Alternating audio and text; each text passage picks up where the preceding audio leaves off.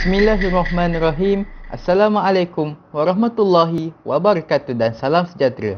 Kami daripada kumpulan 6 kelas IC 2202D ingin membentangkan kertas kerja kami yang bertajuk Ijtihad Ulama mengenai isu penggunaan tulang babi dalam produk Bon China. Sebelum kita melangkah lebih jauh, izinkan saya memperkenalkan ahli kumpulan pembentangan saya terlebih dahulu. Ahli pertama, Afiq Zakuan bin Mak Osman. Ahli kedua, Ahmad Iskandar bin Syarul Riza.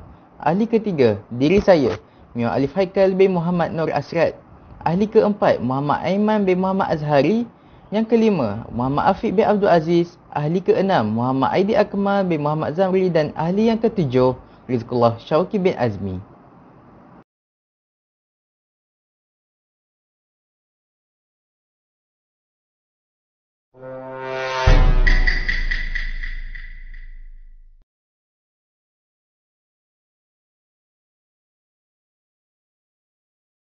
Pengenalan.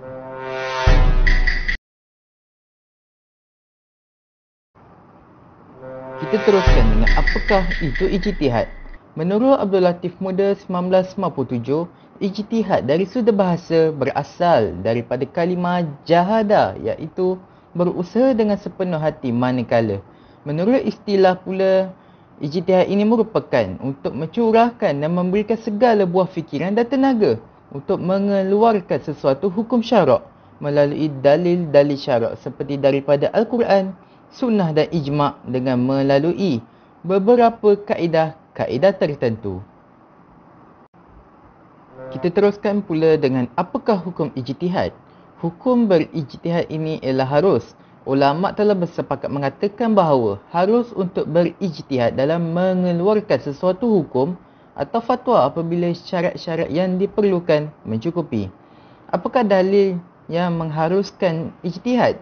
Kita lihat pada surah Al-Hashr ayat 2 yang bermaksud, maka insaflah dan ambillah pelajaran dari peristiwa itu, wahai orang-orang yang berakal fikiran serta celik mata hatinya. Manakala daripada hadis yang diriwayatkan oleh Imam Bukhari dan Muslim, sabda Rasulullah SAW yang bermaksud, apabila seseorang hakim menjatuhkan hukuman, lalu ia berijtihad dan didapati apa yang ia ijtihadkan itu benar, maka ia mendapat 2 pahala.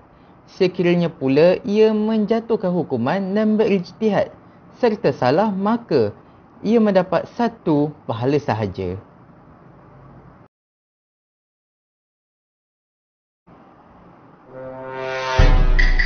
Kita teruskan pula dengan melihat apakah peringkat-peringkat hukum untuk berijtihad.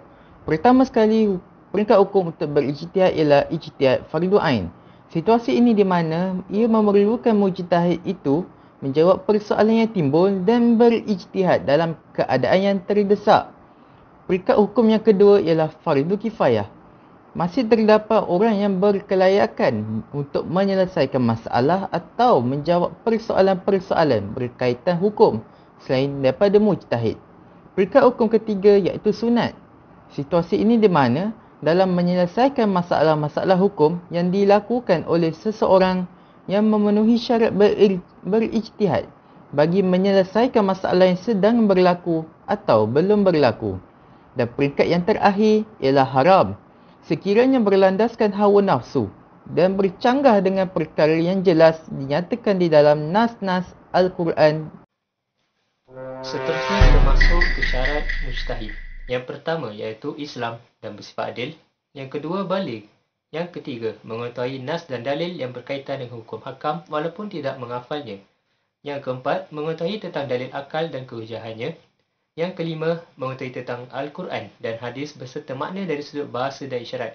Dan yang terakhir, yang keenam, mengetahui tentang kias, iaitu merangkumi ilah, hikmah serta kemaslahatan masyarakat serta uruf. Seterusnya kita masuk cara berijtihad. Yang pertama, mestilah terlebih dahulu meneliti nas yang terkandung dalam Al-Quran, kemudian meneliti pula hadis mutawatir dan hadis ahad dalam penetapatan hukum serta menyelesaikan masalah. Yang kedua, sekiranya mujtahid tidak memenuhi nas yang menjelaskan hukum dalam Al-Quran dan hadis, maka mujtahid mestilah berpegang dan mengambil zahir nas Al-Quran dan hadis serta apa yang dapat diambil daripada keduanya. Itu yang dapat jadikan pegangan yang berbentuk mantuk dan mafhumnya. Yang ketiga, sekiranya mujtahid tidak menemui hukum melalui jalan yang kedua, ia mestilah meneliti dan menilai segala perbuatan Nabi dan selepas itu takrir baginda. Sebab itu pula dalam berijtihad melalui cara kias dengan berdasarkan ilah atau sebabnya. Sekiranya cara dan jalan ketiga juga tidak berjaya sehingga tidak memenuhi hukum tersebut, mujtahid mestilah berpegang pula pada bara'ah asliyah.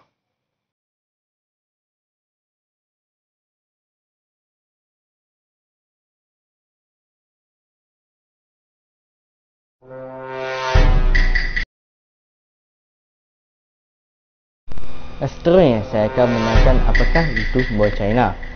Buah China adalah satu jenis produk separa porselin yang diperbuat daripada kombinasi ash bond iaitu abu tulang, China stone dan juga tanah liat. Dalam kombinasi ini, ia digunakan sebagai penghasilan pinggan mangkuk yang berseni halus yang dikenali sebagai fine tableware. Okey, seterusnya saya akan menerangkan tentang ciri-ciri buah China. Antara ciri-ciri buah China yang kita boleh lihat adalah buah China ini mempunyai sifat keputihan, kilatan, ketulusan cahaya dan juga ia dapat menahan haba. Dalam produk buah China ini, ia boleh dikatakan sebagai mempunyai permintaan yang tinggi, termasuklah daripada kalangan umat Islam, kerana produk buah China ini mempunyai kualiti yang lebih baik daripada seramik yang lain. Okey, seterusnya, antara isu utama dalam produk buah China ini adalah umat Islam ini mempunyai keraguan dalam menggunakan produk buah China ini kerana mereka tidak tahu tentang status kehalalan buah China ini, kerana salah satu bahan yang digunakan adalah tulang haiwan.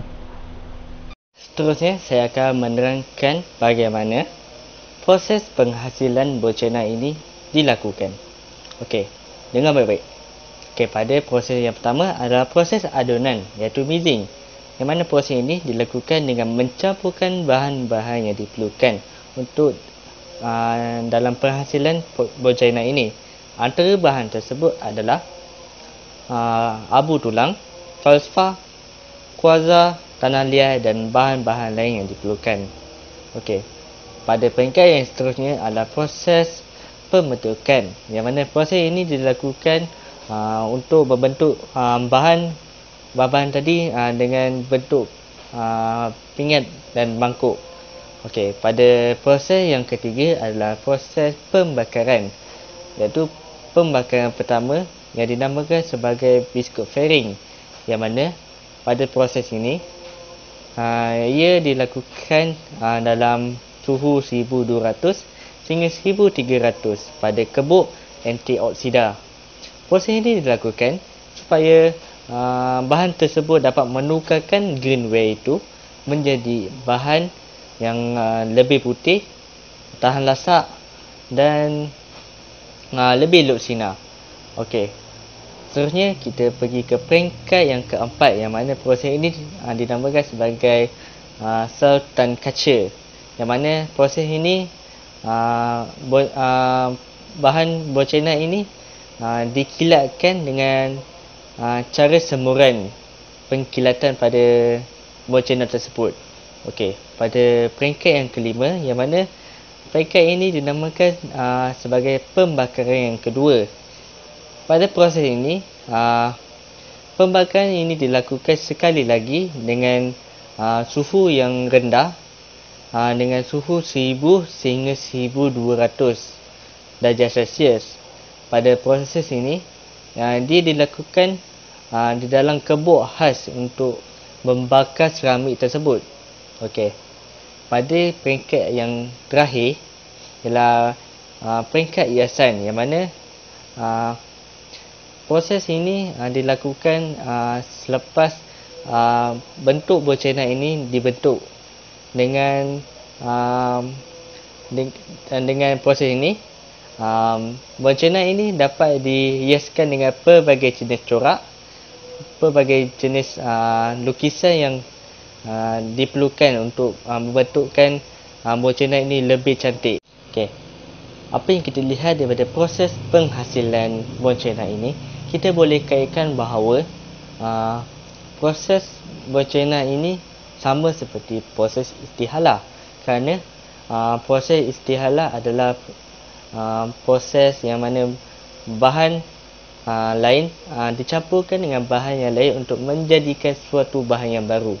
Ia sama juga dengan proses bencana, yang mana tulang haiwan itu dicampurkan dengan bahan-bahan yang diperlukan untuk membuat produk bencana.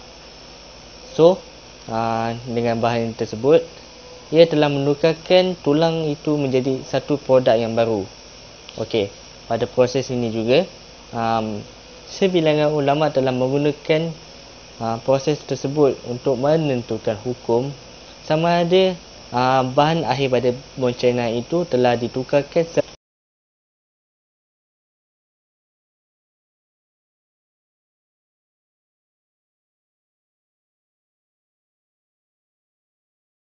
Okey, seterusnya kita akan pergi ke bahagian isu yang berbangkit dalam penggunaan produk bencana. Okey, dalam produk bencana ini, ia telah menggunakan tiga sumber haiwan utama untuk menghasilkan produk bencana ini. Antara haiwan tersebut adalah tulang kambing, tulang lembu dan tulang khinzir.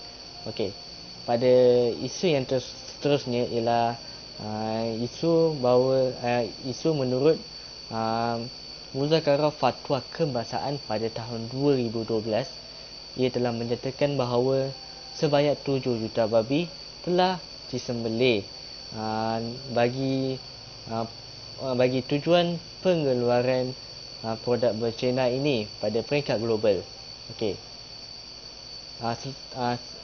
Oleh sebab itu telah berlakunya dua keraguan pada isu tersebut. Okey, yang pertama, dalam pengeluaran produk bencana ini telah menggunakan sumber yang haram, iaitu babi, kerana babi adalah haiwan yang dilarang dan haiwan haram dalam agama Islam. Okey. Keraguan kedua adalah yang mana adakah haiwan halal itu, lembu atau kambing tersebut telah disembelih mengikut syarak atau tidak. Wallahu a'lam.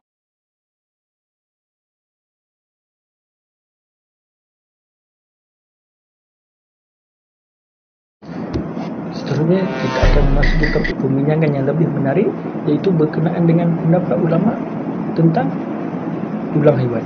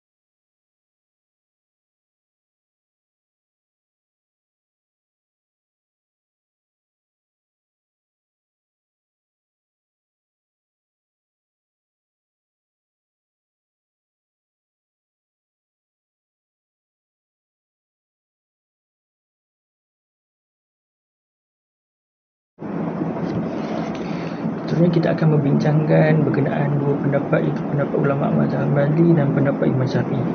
Menurut ulama mazhab Hambali, ia berpendapat bahawa tulang, kuku, paruh, gigi dan tanduk merupakan najis kerana ia dikelaskan sebagai bangkai yang diharamkan oleh syarak. Tetapi jika ia daripada sumber yang halal atau yang telah disembelih, maka ia dianggap suci dan harus dimanfaatkan. Manakala menurut pendapat Imam Syafi'i pula adalah tulang adalah najis kerana Dia menurut kepada hadis Rasulullah SAW yang diriwayatkan oleh Amr bin Dinar bahawasanya Ibnu Umar radhiyallahu anhu menyebut annahu kariha an yudahanna fi azmi fil, yang bermaksud sesungguhnya Rasulullah tidak suka meletakkan minyak dalam bekas tulang gajah.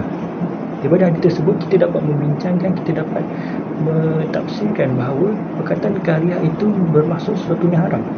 Maka dalam hadis tersebut tulang merupakan sesuatu yang haram kerana ia adalah bangkai.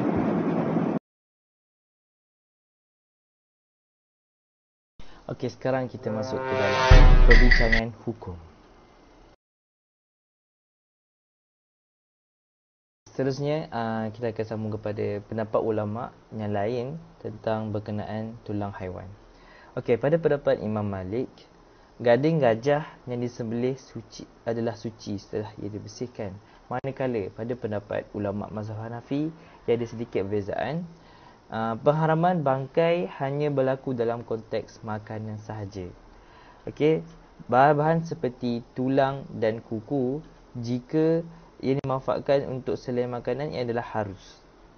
Okey, ulama mazhab Hanafi ia berkaitkan hal ini dengan daripada hadis sahih daripada Ibnu Abbas mengenai hukum kulit bangkai kambing yang dijumpai oleh Rasulullah SAW dengan para sahabat. Okey, hadis ini menceritakan tentang seorang hamba perempuan kepada Maimunah telah disedekahkan seekor kambing. Lalu kambing itu mati. Sesudah itu Rasulullah SAW melalui tempat mereka dan baginda bersabda, "Kenapa kamu tidak mengambil kulitnya, menyamakkannya dan memanfaatkannya?" Mereka menjawab, "Sesungguhnya ia telah menjadikan satu bangkai." Baginda SAW bersabda, "Sesungguhnya apa yang diharamkan ialah memakannya." Okey, dalam hadis ini ulama menyamakan bahawa hukum tulang dan tanduk dengan kulit dengan syarat telah dibersihkan segala kekotoran dan lendiran yang telah menjadi sebab kepada kenajisannya.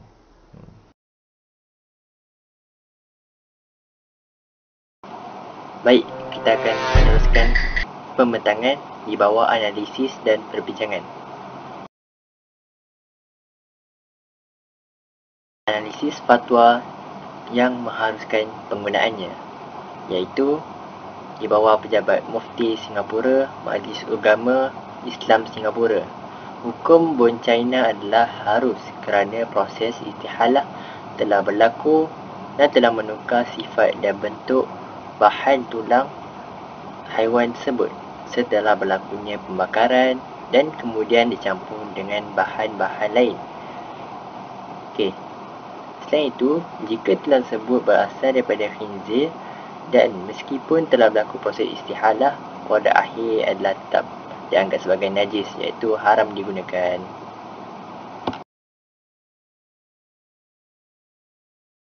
Okey, analisis fatwa yang kedua yang mengharuskan penggunaannya, iaitu daripada negara Afrika Selatan di bawah Mufti Afrika Selatan.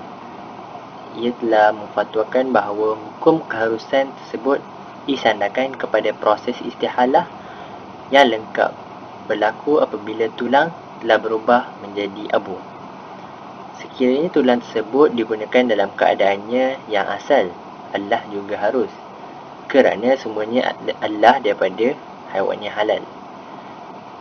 Dan apabila sekiranya sumber tulang adalah daripada khinzir, beliau menyatakan adalah haram penggunaannya menurut mazhab Hanafi.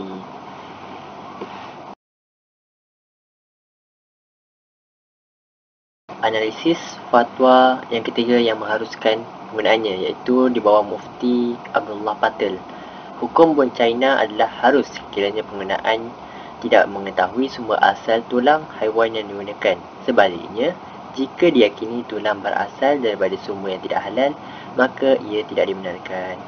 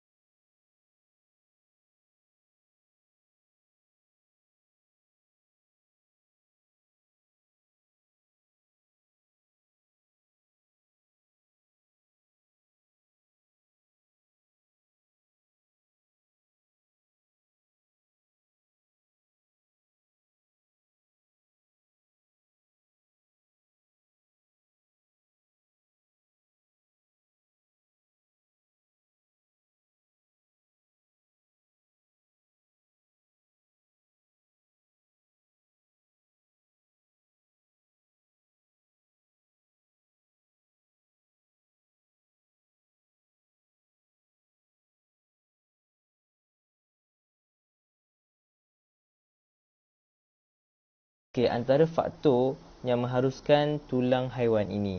Okey, bahan akhir yang dihasilkan oleh untuk produk bone China ia adalah berbeza sepenuhnya dengan sifat asal tulang itu. Abu tulang yang dibakar pula terdiri daripada bahan oksida dan fosfat dan menyebabkan unsur DNA tersebut didapati tidak lagi wujud apabila tulang itu dibakar pada suhu yang amat tinggi. Pada hal ini, Ibn Taymiyah ada menyebut, apabila hukum telah tetap dengan satu sebab, maka ia akan hilang dengan kehilangan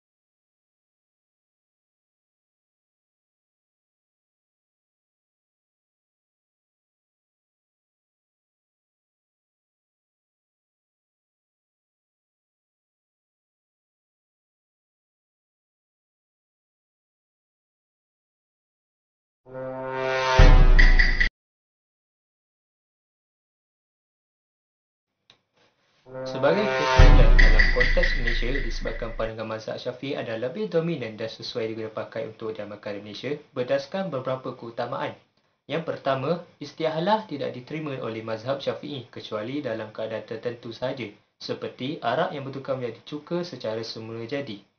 Yang kedua, uruf. Masyarakat Melayu yang sangat sensitif terhadap penggunaan babi dalam masyarakat Islam. Dan yang terakhir iaitu ketiga, bersikap berhati-hati dalam menggunakan produk bone China amat dititik beratkan kerana ditakuti penggunaannya akan membawa kepada perkara-perkara syubhah.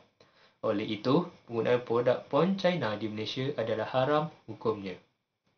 Sekian daripada kami, terima kasih.